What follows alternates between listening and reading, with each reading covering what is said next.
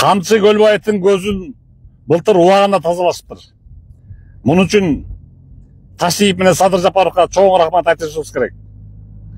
Эмнеге дегенде бүгүнкү күндөрү, мына бүгүн кече Гаити республикасында, Америка жактагы ОПГ чорнолор көтөрүлүп, революциялашып өлкөдө.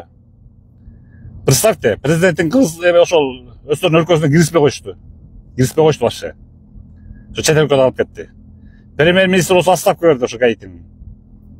50 000 киши бежис качкан болуп жүрөт. Мындайча айтканда ОПГ бүт басты да, власти жактан, чорнойлары. Биздин тил менен айтканда чорнойлары. Өздөрү чорный эмелер, негизи окшогон гаитиликтер. Анан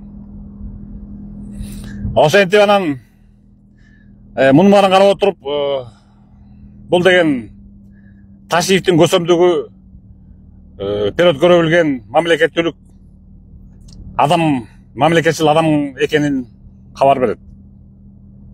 Ойлогула, былтыр ошол убагында көзүн тазалаптыр. Садыр Жапаров менен Ташиев экөө.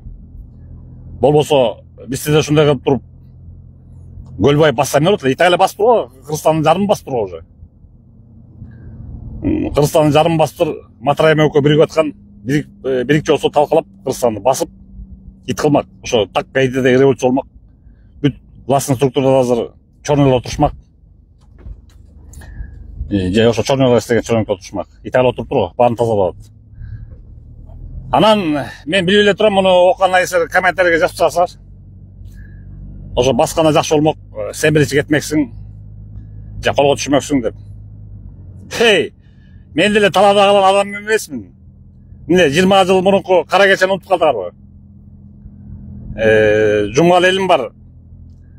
Тишине чейин куралданып ошо кезде. Эч кимди киргизбей коебуз. Эч кимди киргизбей коебуз. Ошо жумгал элине. Кара кечеге. Анан удуруп ошондой сценарий болуп кетип, өлкөдө бийликти чорнойлор баса турган болсо, мен жумгалды көрсөк фыр коем дагы. Мынаяктан өзүмдүн элим бар. Так эле ошондой куралданып, анда бирок мындай вариант болбойт. Бул деген бул Афганистандын варианты болуп кетет. Вооруженный группировка болуп кетет.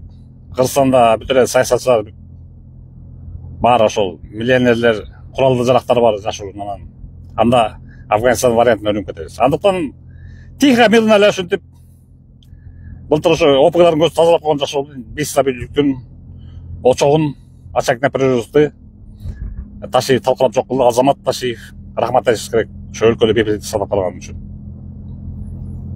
Анан мен жөнүндө беспокойство көрө албастар хейтерлерим. Я всегда выживу.